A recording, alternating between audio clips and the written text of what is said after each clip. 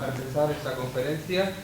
No utilizo el micrófono, espero que se oiga, que hoy no tengo la voz muy fina, pero bueno, es presentar a la señora Isabelita Hernández, que es la que nos dará esta conferencia maravillosa con el título La misericordia en el matrimonio.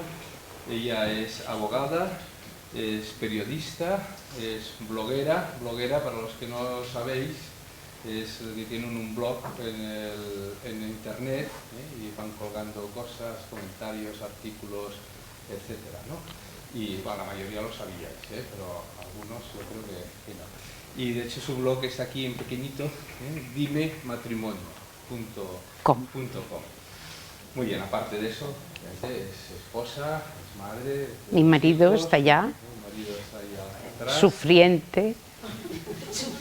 Es yaya, con 2 nietos y una gran colaboradora de la iglesia de Montalegre. De hecho, si la página web de Montalegre está más o menos está al día, y todas las noticias que van saliendo y todos los eventos que tendremos y todo es gracias a ella. Muchas gracias. Porque si yo tuviese que introducir las cosas, lo hubiese estropeado todo. No, eso no. Y nada, espero que os guste la conferencia.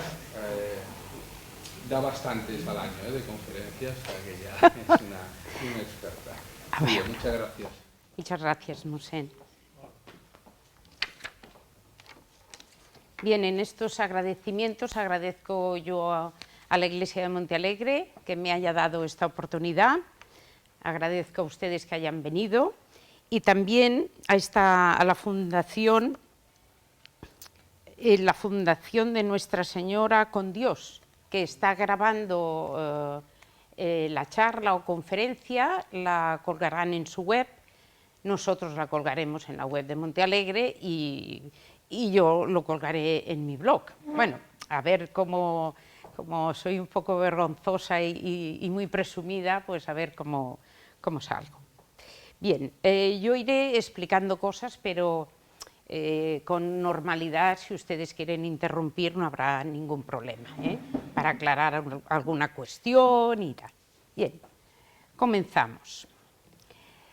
En las actividades que la Iglesia de Santa María de Montealegre ha preparado para el Año de la Misericordia, empezaron a cumplir en el mes de febrero con la conferencia de Mosén Costa Bou, en el mes de febrero, y la del rector Mosén Argelich en el mes de marzo.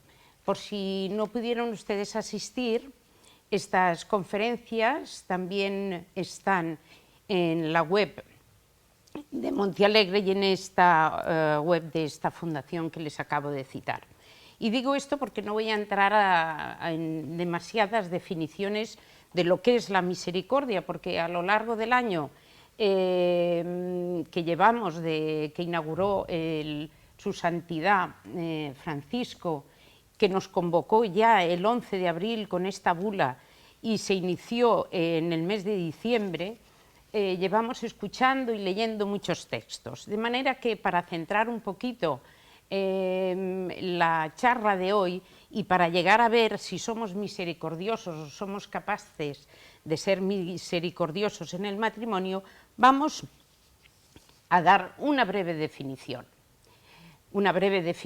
del matrimonio más allá de la experiencia personal.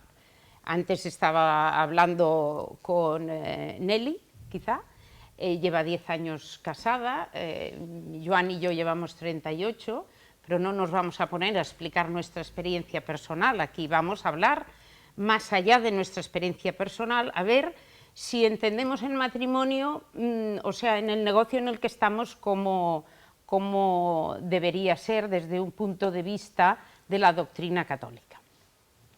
También vamos a hacer una breve referencia a lo que es la misericordia, brevísima, porque doy por sentado todo lo que se ha dicho con anterioridad, y vamos a ver de qué somos capaces para mantener el matrimonio vivo. O sea, a mí lo que me preocupa es que con tantos años de matrimonio, ¿cómo podemos mantener viva aquella emoción, aquel enamoramiento, que es diferente, porque después de 38 años realmente es diferente, pero cómo mantenemos bonito el matrimonio, ¿no? Y para ello yo propongo un camino, que es el de practicar las virtudes. Y veremos a ver si somos misericordiosos o lo podemos ser un poco más. ¿Qué es la misericordia? Yo me quedo, otras personas y sobre todo más doctas que yo, dirían otras cosas y supongo que abarcaría también lo que es la misericordia. Adelante, ahora entran unos amigos. Gracias por venir. Yo me quedo con algo sencillo y que podemos entender todos. Dios Padre es clemente, lento a la ira y rico en misericordia, o rico en piedad. En Amoris Laetitia, que es la exhortación apostólica de su santidad Francisco, en el capítulo 4, dedicado al amor en el matrimonio, nos habla de muchas virtudes, lo cual es muy recomendable. Y cuando empieza así, diciendo que Dios es lento a la ira, se refiere a que Dios es paciente, o sea, es la máxima paciencia, lo cual indica que también hemos de ser pacientes nosotros. Y Jesucristo se hace la misericordia absoluta abajándose a la cruz. Ahora, recientemente que hemos vivido la Cuaresma y la Pasión, hemos visto cómo Jesús se dejó prender, se dejó azotar, se dejó todo, porque él sabía que la resurrección nos iba a salvar. De manera que en todo esto está la misericordia y mucho más. Vamos a la humana. La humana, algo muy sencillo, es, desde mi punto de vista, es un corazón que siente la desdicha del otro, algo que nos mueve y que no nos deja impasible. En este libro, muy recomendable, también muy antiguo, La Madre del Salvador, cuando dice que la Virgen Santísima es Madre de Misericordia, que lo hemos recitado muchísimas veces cuando cantamos la Salve, nos dice que por un lado está la misericordia y por otro la piedad sensible. Parece que todos vayamos más a la piedad sensible. Y dice que la diferencia entre la misericordia y la piedad sensible es que la misericordia es una virtud de la voluntad. Es decir, uno se ha de proponer ser misericordioso, no es algo natural. Si es natural es porque aquella persona es santísima. Bien, seguimos con la misericordia, pero solo para referiros textos. Si no queréis escribir no pasa nada, porque después os daré, si os parece bien y lo queréis recoger, la bibliografía. A mí siempre me parece interesante tener bibliografía porque son cosas que nunca se sabe cuando dices, mira, voy a estudiar esto o lo otro. Tenemos por un lado, os daré a cada uno esta hojita, si lo deseáis. Por un lado, pues esta encíclica, la encíclica de San Juan Pablo II, Dives en Misericordia, la bula, que os he referido, y la carta pastoral del prelado del Opus Dei de 4 de noviembre de 2015. Es larga, pero es bellísima. Os la podéis bajar de internet porque en la web del Opus Dei están todas las cartas y textos de los prelados de la obra. Bien, sigamos. Ahora nos vamos a meter, ya sabemos mucho de misericordia y si no lo aprendemos más adelante. Tenemos todo un año para rezar para que seamos misericordiosos. A mí me gusta muchísimo esta definición. Es una definición completísima. Es de Benedicto XVI, el Papa emérito vivo. dice, un verdadero matrimonio es la constitución de un vínculo, es decir, un vínculo, una unión de algo, se establece una unión. ¿De qué? De justicia y de amor. Es decir, la justicia no es lo mismo que el amor. Si dice que de justicia y de amor, no es lo mismo. Justicia es dar a cada uno lo que le corresponde, y el amor es la caridad por encima de todo. ¿Y este vínculo entre qué es? Entre cónyuges, entre un hombre y una mujer. La Iglesia Católica estima que el matrimonio ha de ser un hombre con una mujer. No, como dice el Código Civil Español, que tienen derecho a casarse el hombre y la mujer, pero no dice que juntos, sino que cada uno tiene derecho a casarse. ¿Con cuáles características? Con la unidad y la indisolubilidad.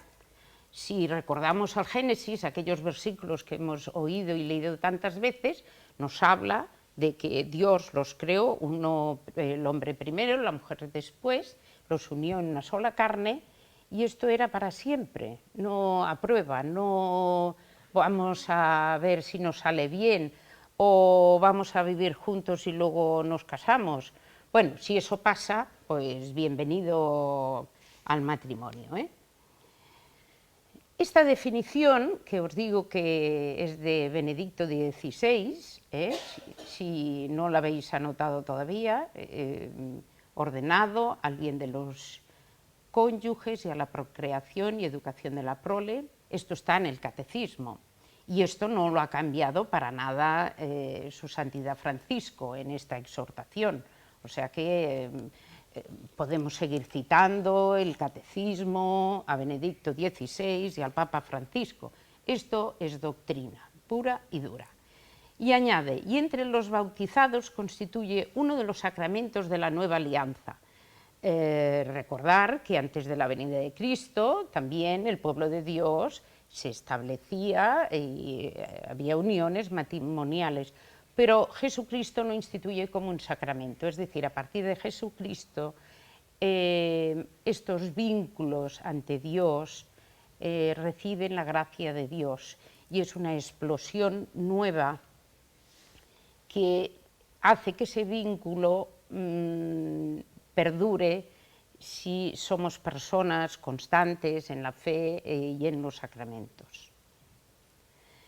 Como os decía, esta definición la leyó su Santidad Benedicto XVI y la expresó ante la curia romana.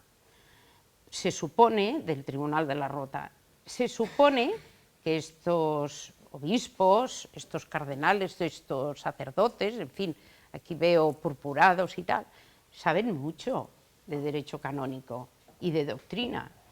Pero en la inauguración del año judicial del 2011, en el discurso, dio esta definición y yo me la quedé y la publiqué en el blog pues un tiempo después. Esta definición me la quedé porque considero de que es un compendio de unas cuantas palabras, pero que lo reúne todo. Ahora los textos para performarnos en tema de matrimonio también están aquí. También el catecismo os indico con los puntos y artículos que interesan, el compendio, que es un librito muy pequeñito y muy leíble, pero en definitiva es muy poca cosa lo que se dedica al matrimonio. Por lo tanto, si os parece un poco denso el catecismo de la Iglesia Católica, que puede ser que lo sea, según y cómo, pues os vais al compendio donde pone el sacramento del matrimonio, que empieza en el 337 y acaba en el 350, y nada, 3 paginitas y media, y ahí está todo. Y luego da de sí encíclicas, luego da de sí exhortaciones apostólicas, luego da de sí sínodos, en fin. Pero cuando la Iglesia se pone a escribir su doctrina, no deja nada suelto.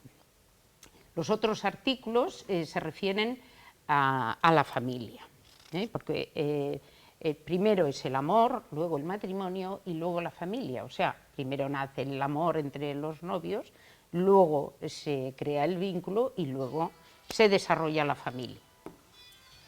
Veis aquí el Yucat, es el catecismo para la gente joven, que se publicó cuando Su Santidad Benedicto XVI estaba en las Jornadas de la Juventud en la JMJ de Madrid, y les repartió a muchísimos jóvenes un ejemplar, luego el libro del Génesis y luego de San Pablo a los Efesios, y a veces digo pobres Efesios porque, vamos, les dio muchísima información, en pocas palabras. Digo performarse porque es una palabra que también utilizaba Su Santidad Benedicto XVI, que significaba, o significa,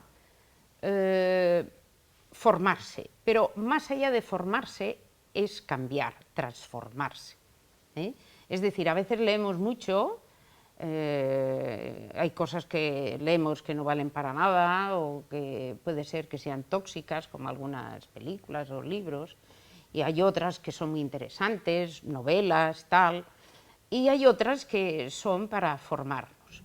Pero para que nos transformemos de poner voluntad, porque no es fácil. Y yo me gusta utilizar este verbo porque se trata de que cuando leamos textos de los papas pongamos cierta voluntad no solamente a informarnos, a formarnos, sino a transformarnos.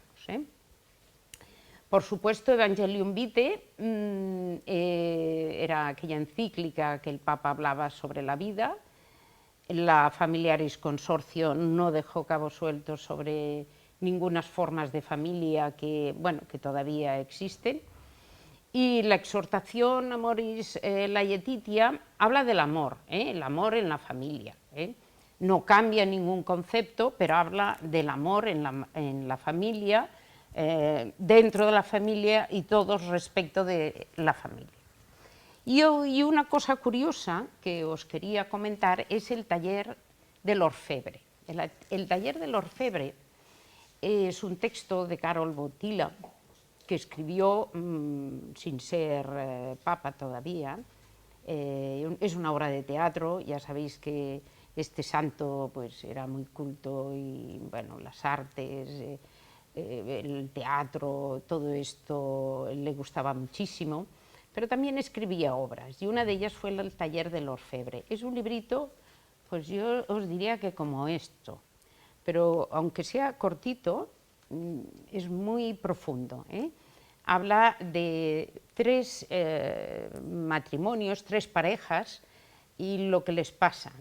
Y el orfebre, que es en esta película, es la única que he encontrado, sale Burt Lancaster, que es un señor que ya hace muchísimos años que murió, y es la película sobre este libro, que yo creo que no ha llegado a España, y la compramos mi marido y yo cuando estuvimos en Portugal, y la compramos en Fátima en una librería paulina, es decir, aquello que como de ratita de biblioteca encuentras esta obra, y está en inglés y en italiano, y yo sinceramente no la he visto por aquí. Y es esa obra de teatro muy, muy bonita, muy bien interpretada, pero en algún caso es dramática, porque surgen cosas que pueden surgir en los matrimonios, momentos de desánimo, de rupturas o de intentos de rupturas. Bien, vamos llegando a la misericordia en el matrimonio. Vamos a resumir que los fines del matrimonio son 2 y en igualdad. Esto lo dejó muy claro San Juan Pablo II. Es decir, si antiguamente, y se ha de decir antiguamente, se decía, es que los católicos lo que han de hacer es tener muchos hijos. Y decías, bueno, ¿y los matrimonios que no tienen hijos?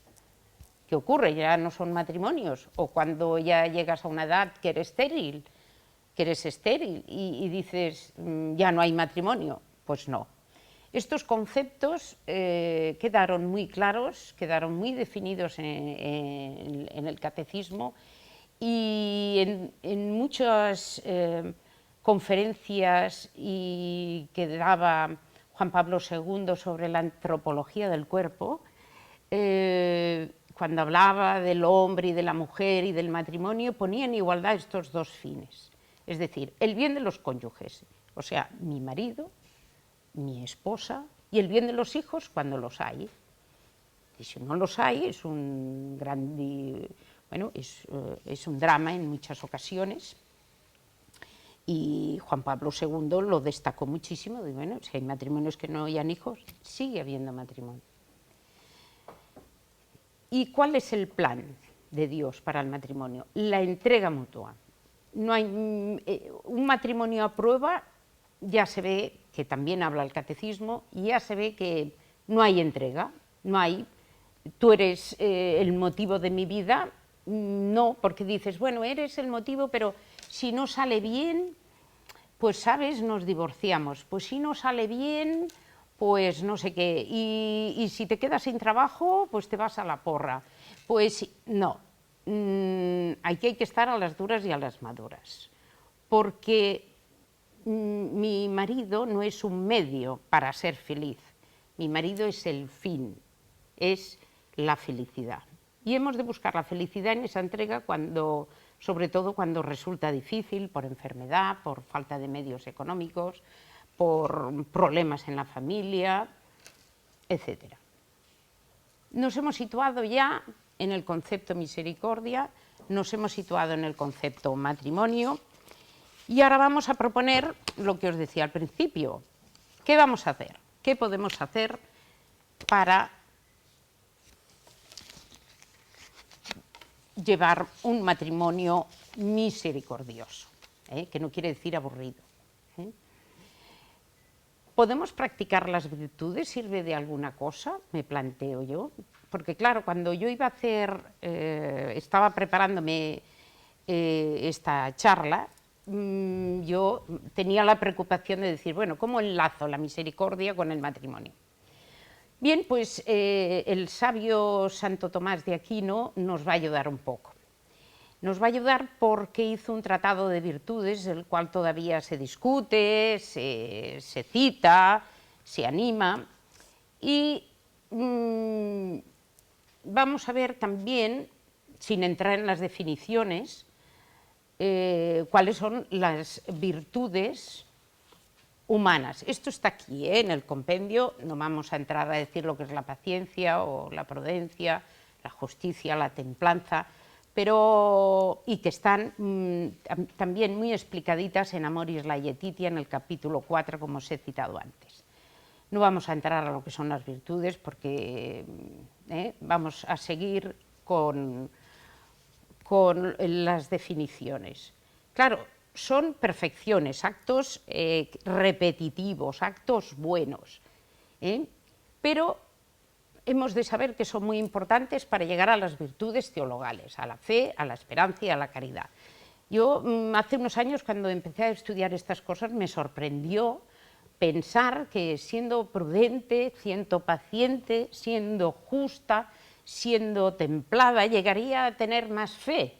Yo pensaba, no, yo quizá si tengo, perdón, que le estoy dando golpes al micro, yo voy a pedir mucha fe al Señor, voy a vivir en total esperanza, voy a ser muy buena, practicaré la caridad.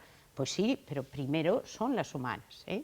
Es sorprendente, pero hemos de ir a las humanas, porque somos humanos.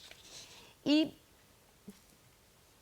esto ya lo hemos dicho. Y Santo Tomás de Aquino, recordemos que hemos oído hablar de él, pero resulta que es del siglo XIII. Fijaros los años que tiene Santo Tomás de Aquino en la historia de la Iglesia, y lo seguimos citando. ¿Y por qué lo seguimos citando? Porque el primer remedio humano que nos propone es dormir. Dormir.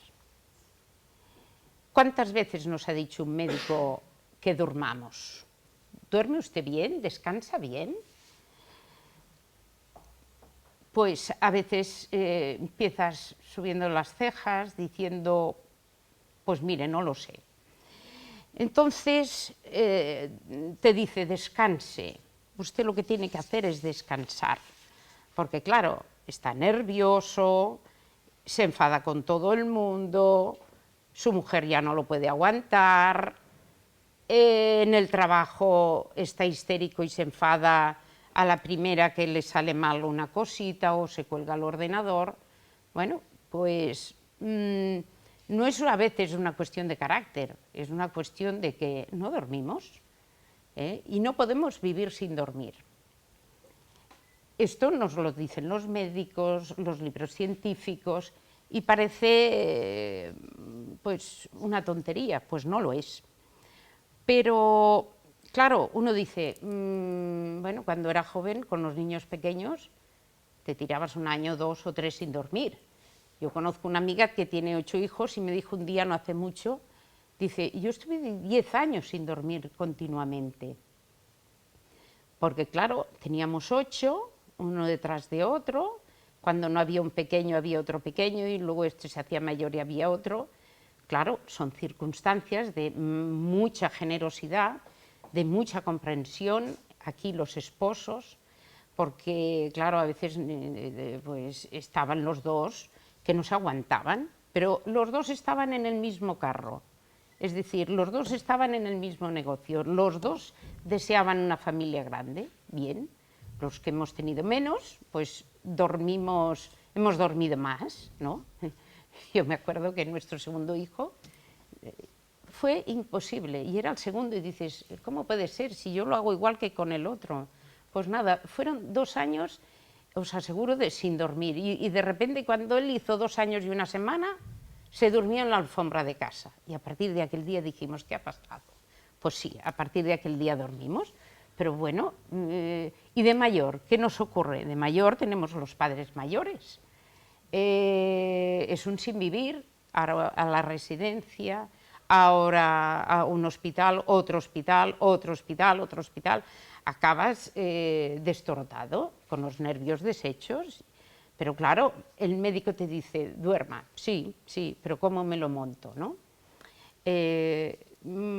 Lo cual quiere decir que estos son indicaciones óptimas y en el entorno de nuestra familia, a la que nos hemos de dedicar, pues hemos de hacer lo mejor que podamos en cada momento, sabiendo que, mira, si hago una siesta, me repararé un poco todo este dolor de cabeza que llevo.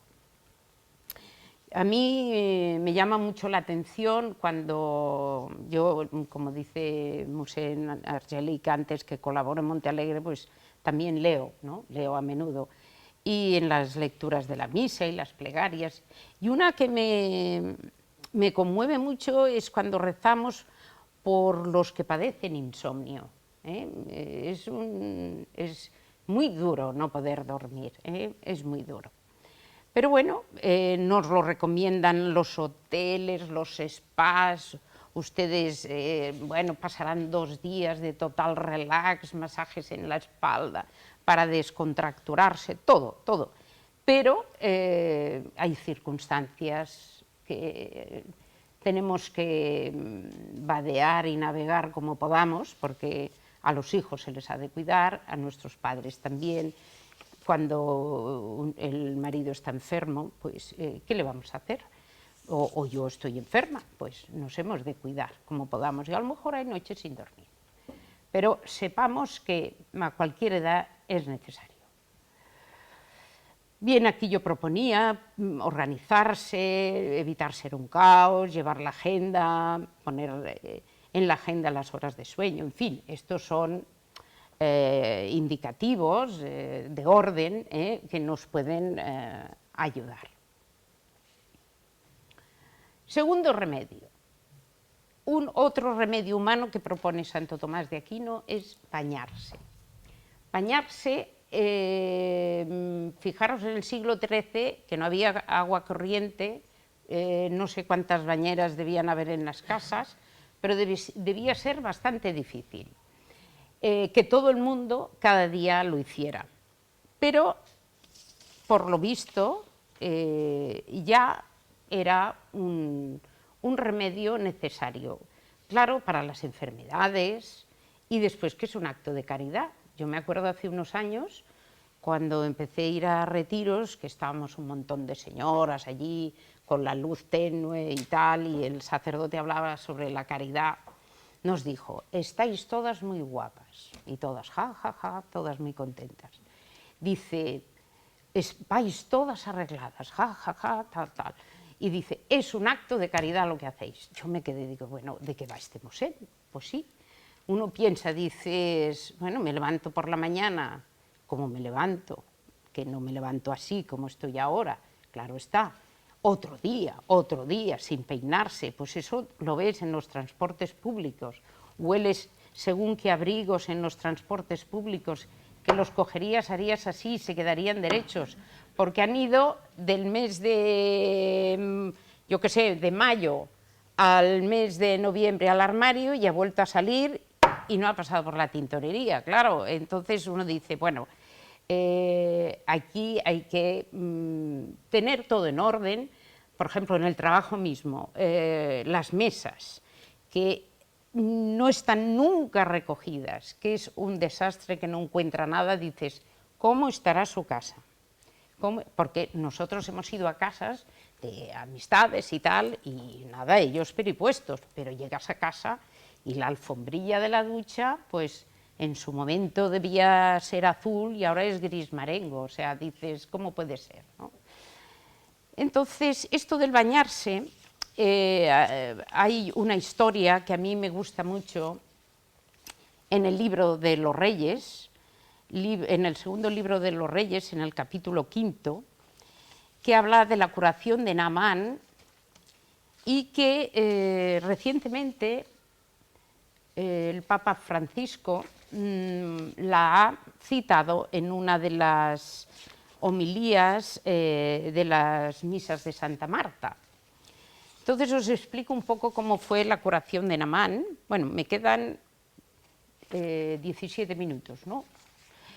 Bueno, la curación de Naamán nos situamos muy en la antigüedad, cuando había muchas luchas en el pueblo de Israel y tal, y resulta que Naamán era un general del ejército del rey Aram, y padecía, era valeroso y potente, explica la historia, pero tenía un problema en la piel. Y una de las esclavas que cogió Naamán, se la dio a su mujer y era una joven israelita. Y dijo, ojalá mi señor se presentara ante el profeta que está en Samaria, seguramente él lo libraría de su enfermedad. Claro, cuando Naamán oyó esto, pues se dirigió al rey de Israel. El rey de Israel le dijo, hombre, yo no te voy a... yo no soy un rey, pero yo no soy un dios, no voy a poder curarlo. Y cuando dijo esto, Eliseo, que era el hombre de Dios, que era el profeta, dijo, dile que venga a mí. Y fue a él, pero ya sin llegar a su presencia, envió un mensajero y le dijo, dile que se bañe 7 veces en el Jordán. Se indignó Naamán porque dijo, hombre, en mi país hay ríos más estupendos, ¿cómo es que no me dice que me bañe en uno de mis ríos? Y un criado le dijo, bueno, si te hubiera dicho algo difícil o extraordinario, lo hubieras hecho. Total, que se bañó y se curó. El Papa Francisco, refiriendo este texto de Naamán, nos dice que nos indignamos por cosas que no valen la pena, porque nuestra imaginación es capaz de crear algo majestuoso y que nuestra salvación ha de venir, pues, yo qué sé, de una manera que nuestra imaginación ha creado. Y en cambio, en el plan de Dios, lo que se nos pide son cosas sencillas, ¿no? Pues cuidar a tu marido, cuidar a tus hijos, hacer bien tu trabajo, dejar la casa ordenada, ser amable cuando subes en el autobús, pedir perdón si le pisas el pie a alguien en el metro, cosas así, ¿no? Y entonces él, hablando de la sencillez de las cosas de Dios, puso el ejemplo del baño de Naamán. que dijo, hombre, ¿por qué se indignó si total era bañarse? ¿No? Pues esto nos pasa a nosotros a veces, que nos indignamos por pequeñas cosas. Y el tercer asunto que nos propone Tomás de Aquino es hablar con un amigo. Hablar con un amigo, o nosotras hablar con un montón de amigas. El sacerdote mexicano Espinosa de los Monteros dijo que es científico en una de estas conferencias que están colgadas en internet. Es un señor muy simpático y se ríe todo el mundo muchísimo. Yo cuando lo escucho también me lo paso muy bien y aprendes, y aprendes que sonreír no implica solamente pasárselo bien. Dice que las mujeres, dice, científicamente probado, somos capaces de decir 8.500 palabras al día y los hombres 3.000. Lo cual quiere decir que si un hombre a lo largo de su día laboral tiene reuniones y habla mucho, al llegar a casa la esposa no le saca ni una sola palabra, ni casi las buenas noches. Y es así, o sea, nosotras necesitamos hablar mucho, que nos escuchen, y entre nosotras, pues aunque no nos conozcamos, somos capaces de explicarnos nuestra vida, cómo fue el parto de nuestros hijos, y a lo mejor la otra pues ni nos conoce, ni la volvemos a ver, pero somos capaces de hacerlo porque somos así, y valga la diferencia. Hablar con un amigo, ojo, se puede ir al médico y decir, mire, yo lo que dice aquí, no duermo, no como, no bebo, y el médico le contesta algo muy elemental, pues tiene hambre, sueño y sed. Pero claro, ojo que podemos ir a un médico, le expliquemos lo que nos pasa y nos diga, te has casado con la persona equivocada. Entonces, menudo amigo o menudo médico. O sea que en todo hemos de ponderar. En todo hemos de ponderar, porque si vas con un problema de que no comes, no tal, porque es un sinvivir, vivir con tu esposo, pues no sea que te proponga, bueno, o si no que te has casado con la persona equivocada, sí que te proponga ir a tomar un café, lo cual tampoco va bien, tampoco va bien, aunque solo sea un café. Bien, hablar con un amigo. Aquí pues pongo sugerencias, pues hablar con un sacerdote para pedirle consejo moral sobre el matrimonio. Ellos dan el kit de la cuestión en el tema de la moralidad. Aquello que decía yo del médico que te propone, bueno, ir a tomar un café o que te casaste con una persona equivocada, pues mejor ir a un sacerdote y decir, oiga, me he casado con una persona equivocada y a ver qué te dice, ¿no? O ir a cursos matrimoniales para ampliar amistades, ser receptivo en casa, en fin, aquí hay toda una serie de cosas que os pueden ir bien. Pensar que esto de la amistad que hizo Tomás de Aquino, un tratado de la amistad, si volvemos más atrás todavía, nos vamos al Eclesiastés. Antes os he citado el libro de los Reyes, ahora os cito el Eclesiastés, que es uno, no el eclesiástico, el Eclesiastés, que está en los libros del Antiguo Testamento y atribuido al rey Salomón. El rey Salomón, como sabéis, era hijo del rey David. Pues en el Eclesiastés, en el punto 6, 6.5, 6.6, 6.7, 6.8, dice la verdadera y la falsa amistad. Y es buenísimo. O sea, tú coges esto, hay amigos que comparten tu mesa y dejan de serlo en el día de la aflicción. ¿Sí? O sea, para divertirse sí, pero un día te rompes un pie, te pasa no sé qué y parece que tengas una enfermedad infecciosa y desaparecen los amigos como estés mucho tiempo de baja. O digo, en esta situación como podría ser otra, que te quedes sin trabajo y como ya no les puedes invitar a copas o a cenar, pues tampoco los amigos desaparecen. Sepárate de tus enemigos y sé precavido con tus amigos. Un amigo fiel es un refugio seguro. El que lo encuentra ha encontrado un tesoro. Fijaros, no os lo leo todo para no alargar, pero si dais con el libro del Eclesiastés en el punto 6, encontraréis el capítulo dedicado a la verdadera y a la falsa amistad. Vamos a ver, para acabar, después de haber dicho todo esto,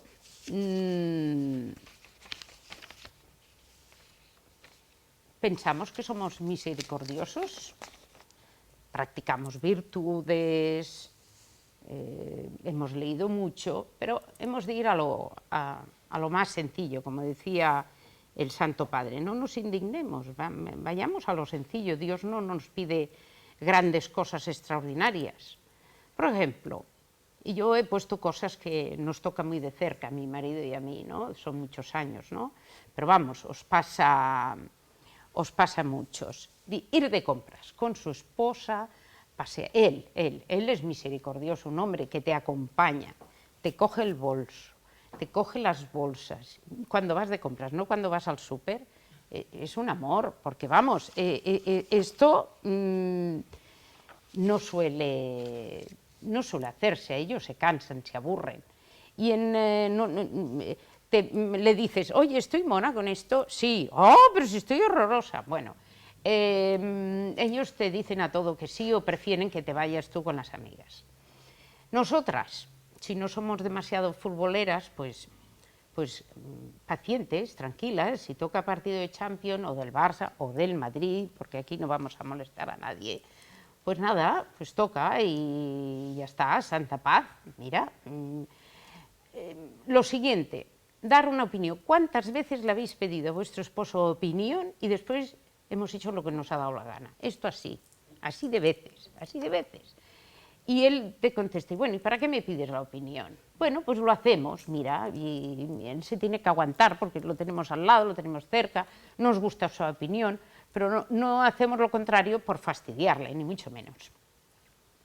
Bueno, cuando vamos con ellos a un sitio, a otro, con gente, pues hay maridos chistosísimos, divertidísimos, pero es que, claro, tú estás harta de oírle la misma lista de chistes, ¿no?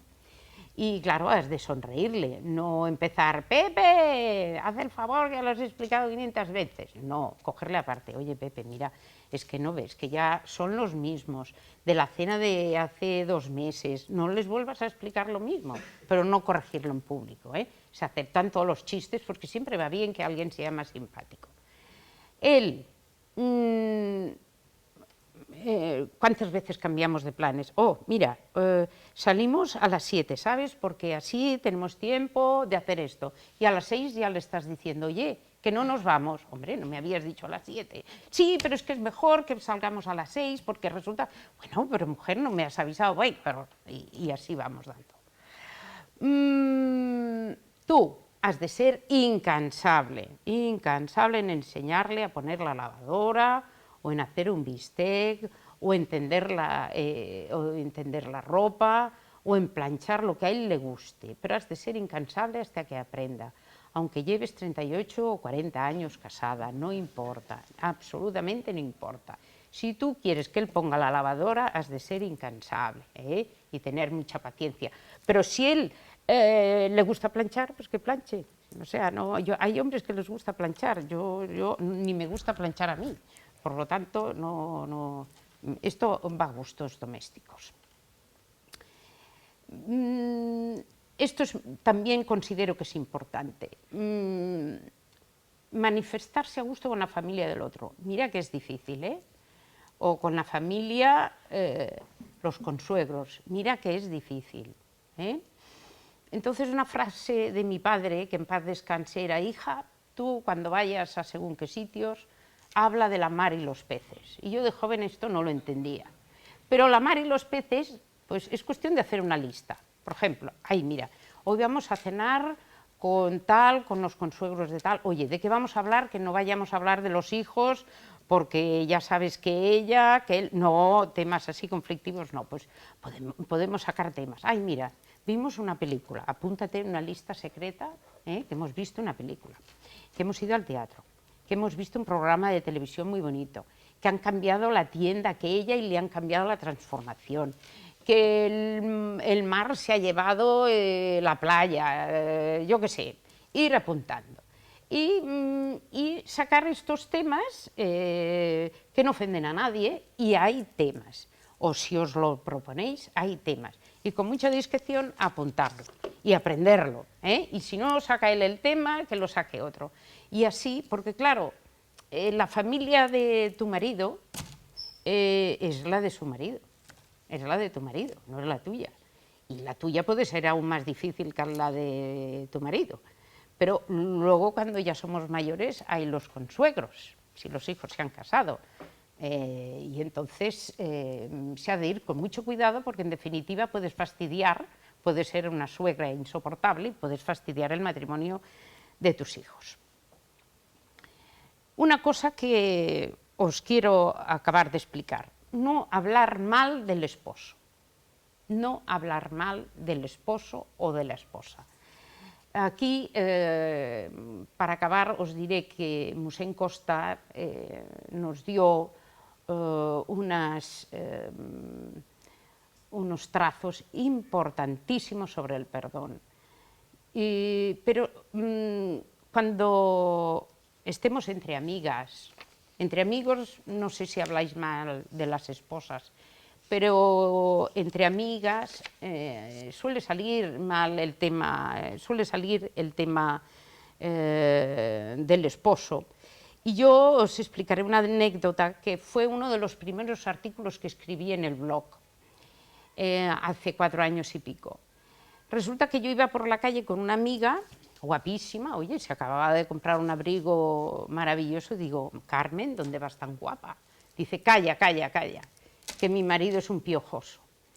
Y yo pensé, digo, bueno, como ella es maestra, él a lo mejor es profesor y ha cogido algo, digo, bueno, mujer, Carmen, ¿pero por qué dices esto si estábamos hablando del abrigo tan chulo que llevas? Porque realmente esta amiga mía siempre la ves a lo último. Dice, nada, calla, que este Pepe es un piojoso. Y vuelta otra vez con... Digo, ¿pero qué le pasa algo? Y dice, no, que es un pesado. Todos los sábados quiere que salgamos, él me escoge la ropa, él me escoge los bolsos, él me escoge las joyas y encima tengo que llevarlo. Digo, ¿y eso es ser piojoso? Sí, porque... Y yo pensé, señoras, no vayamos diciendo que nuestros maridos son unos piojosos, porque un marido así, que te quiere llevar todos los fines de semana de compras, que te quiere regalar, no existe. Es que no existe, quizá existe en esta amiga mía. Por lo tanto, yo lo que os propongo es que evitar broncas, tener paciencia, tratarse con justicia, dialogar, escuchar y sobre todo en cualquier momento del matrimonio enamorarse otra vez, porque mi amor eres tú, Joan.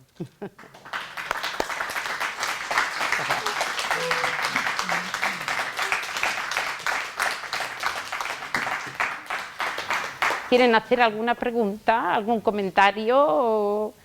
Porque yo me he levantado porque, bueno, ya... Mi blog se llama dimematrimonio.com, os lo digo. ¿Qué, Flor, querías preguntar algo? Flor quería hacer fotografía. Ah. Bien, pues, ¿queréis comentar alguna cosa, preguntar? ¿Os doy las hojitas de...? Hay mucha materia, aquí.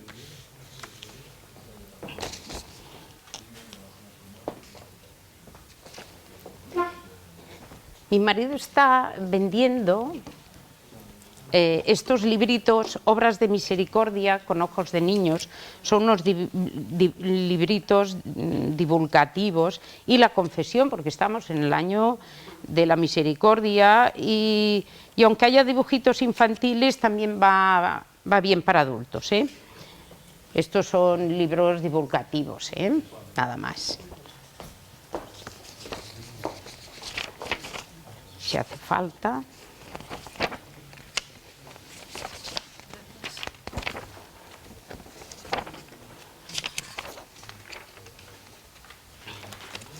Si faltan, haremos fotocopias,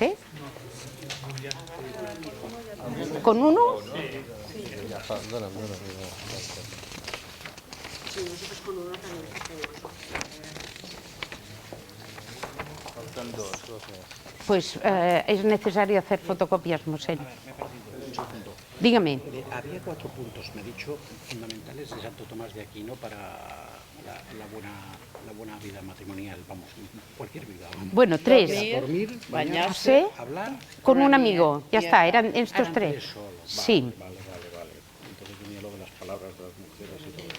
Bueno, esto yo son... A 3.000, dice, ¿qué estudio es ese? Dime. El de 8.500 palabras. Pues mujeres, es un estudio que comentó el sacerdote mexicano Espinosa de los Monteros.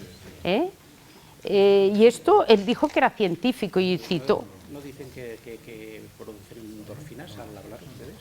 Eso ya no lo sé. Eso ya no lo sé. ¿Qué son? ¿Endorfinas? Endorfinas, bueno, son como una especie de dopaje, una hormona... Endorfinas. Sí, es la hormona de la felicidad, entre comillas, ¿no? Ah, bueno, que nos hacemos más felices, nos sentimos más felices cuanto más hablamos. Cuanto más habláis, pues de alguna manera... Ah, veus, esto hay una razón científica, ¿eh? Muchas gracias. Igual me lo anoto. Bien, ¿queréis alguna cosa más? Eso del orden, cuando haya hombres Ha aquí no dolido. lo ponga. Eso, Lo del orden ha dolido. Eso duele, ¿eh? Lo Eso de... duele, el orden duele. ¡Ah, lo del orden! El orden del despacho, eso duele, ¿eh? Pero... Eso no se perdona. Sí, pero es verdad, ¿eh? Pero hay mujeres muy desordenadas, ¿eh? Bueno... Una pregunta, a ver, el tema es que se cita una frase que es un principio fundamental para los matrimonios, que es: no te vayas a la cama sin haberte reconciliado con tu mujer. Exacto. Es exactamente reconciliado con la mujer, no es aquello, porque había otra que me parecía que en vez de reconciliado era que no te vayas a la cama enfadado. Digamos, lo Bueno, mismo. para mí no es lo mismo porque Pero se parece. reconciliado tengo que de alguna manera hablar con mi mujer antes de meterme en la cama y dejarlo arreglado antes de meterme en la cama. Mientras que si es no enfadado es cuestión de decirte, bueno, a ver, tranquilo, yo estoy enfadado, pero de alguna manera digo, bueno, me lo tomo con calma, no pasa nada, respira hondo y me voy tranquilo. Entonces, yo me voy tranquilo a la cama. Claro, que eso no pasa con el otro cónyuge, por ejemplo. Entonces, supongo que pero ¿cómo te reconcilias si justo estás batallándotelo todo en ese momento? Claro, es que también depende de los temas, ¿no? Es que hay a veces que son temas muy trascendentes y a veces que no. Entonces, claro, la reconciliación significa que os habéis desconciliado, que ha habido como algo muy fuerte, o sea, no un enfado diario de decir, oye, baja yo qué sé, la tapa del váter, recoge la toalla, retira las cosas de la mesa, no dejes los calcetines en el suelo. Es decir, estas cosas son enfadadillos, pero reconciliar para mí es, yo qué sé, algo un poco más fuerte, se refiere a un contenido más fuerte. Pero evidentemente, si es al momento de irte a dormir, que te has enfadado, has tenido una bronca, pues claro, hasta que te baja la sangre, te baja la presión, reflexionas y tal, pasa un rato. Y se ha de tener mucha voluntad de sentarse por parte de los dos e intentar decir, bueno, mira, ahora estamos cansados, vale más que hablemos mañana, ¿no? Pero que haya un poquito de reencuentro antes de ir a dormir. Si no se puede resolver todo, que haya un poquito de acercamiento, de decir, bueno, buenas noches, cariño, mira, lo siento, ya hablamos mañana. A veces no es sentarse... A veces la mañana no es nunca mañana. Ahí está.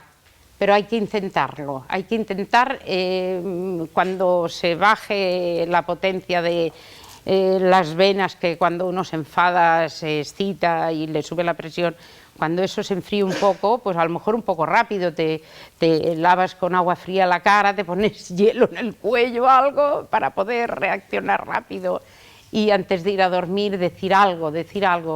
Y si tú te has pasado o se ha pasado el otro, pues se haya pasado quien se haya pasado, como decíamos en Costa, el que perdona es el que más ama, no quiere decir que sea el ofendido o el que ha dado la ofensa. Entonces eso es difícil, eso es difícil.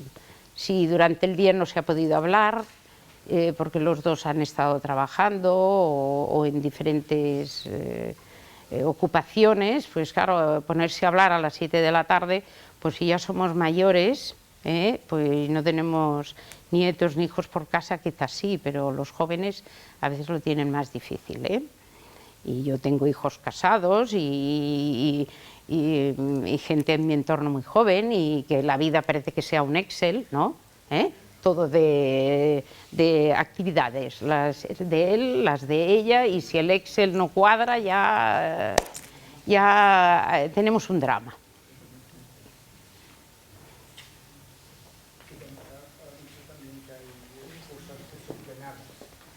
Tenaces. Y que es lamentable, ¿no? Pero también el otro extremo, demasiado orden, tampoco hay veces que facilita la sí, es una ventana abierta o que está siempre cerrada, que sí, una cosa tan que es, sí, hay a veces que somos muy pesadas. De carácter, de orden, Sí, sí, el tema del orden en la casa. El otro extremo tampoco no es bueno, Sí.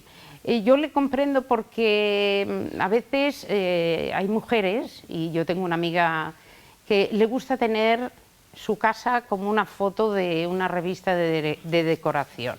Llegas, dejas el bolso aquí para saludar a uno, ya te coge el bolso, el abrigo, se lo lleva a otro sitio, pone bien el centro que has movido, o sea, aquello ya es enfermizo, ¿no?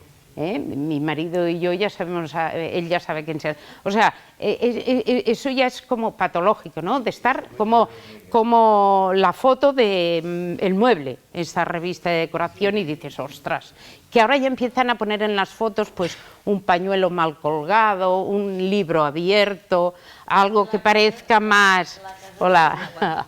Es que la casa tiene que dar la impresión de que se vive. Sí, y en cambio lo otro era pues un museo, sí, un museo, una tienda. Y entonces sí que hay a veces que hay mujeres que son obsesivas, y en cambio la casa ha de ser un lugar luminoso y alegre, como dice San José María, pero en el que se pueda vivir y en el que estés cómodo viviendo y en el que dejes vivir a los demás, ¿no? Y que vivan felizmente. Y si, mira, esto está así, no está así, pues tampoco no pasa nada, ¿no? Pero sí, cierra la ventana, bueno, pues a ti te gusta la ventana abierta, deja esto no sé qué, pues sí, pero claro, yo me refería a calcetines sucios, a la ropa sucia, cosas de estas que son de higiene, la mesa ordenada, pues sí, cada uno tiene su manera de ordenar las cosas, no quiero molestarle. Yo, si viera la mesa del despacho de mi marido y viera la mía, ya vería que están diferentes, pero... Otra punzada. Vaya, cuánto lo siento. Bien, pues ustedes dirán. Muy bien. Pues muchísimas gracias. De nada, ustedes. Tenemos más actividades a lo largo del 2016, peregrinaciones y una conferencia en noviembre, y pueden ustedes venir cuando quieran. Bueno. Muy bien, muchas gracias. No. Gràcies. I moltes gràcies també a tots per la vostra assistència, i efectivament ara la propera conferència ja serà al novembre. Abans tenim al maig la peregrinació de Torre Ciutat per guanyar el jubileu, acompanyats del cardenal Martínez Sistac. Ja, si voleu anar amb autocar i dinar amb ell, ja us podeu apuntar aquí baix a la secretaria. I després, ja al mes de juny, tindrem la festa de Sant Josep Maria a final de juny, el dia 26, que aquest any cau en diumenge, i ja després començarem un altre cop les activitats al mes d'octubre amb un altre peregrinatge, aquest cop en el Santuari de la Misericòrdia a Canet. A Canet, molt a prop d'aquí. A prop, molt bonic. Sí, passarem un dia d'excursió. I després ja l'última conferència abans de concloure l'any de la Misericòrdia. Exactament. Molt bé. Gràcies, bona nit a tothom, moltes gràcies.